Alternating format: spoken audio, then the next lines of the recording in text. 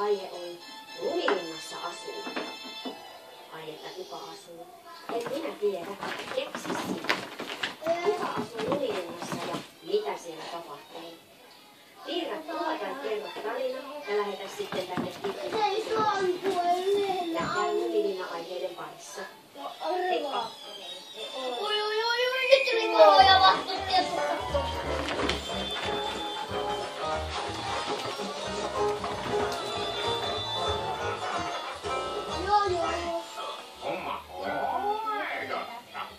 Minä olen ne kahdette kanssa. Minä käyn linnulla. Minä haluan koko linnua. Vai kummatkin voittaa? No otetaan me, kun jotain ihan koko linnua. Kansainväliset arvioitsijat nostaisivat suomalaisten eläkeikää. Suomen eläkejärjestelmä saa myös muiden tutkimusta ja arvioituloista. Kritiikistä huolimatta järjestelmä ei ole kuitenkaan kriittistä.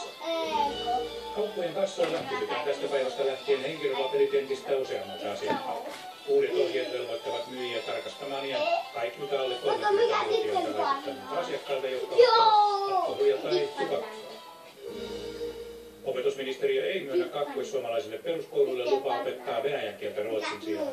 Lappeenranta ja Imatra sekä 4 muuta kuntaa halusivat opettaa venäjää B1-kielenä ruotsin kielen sijaan.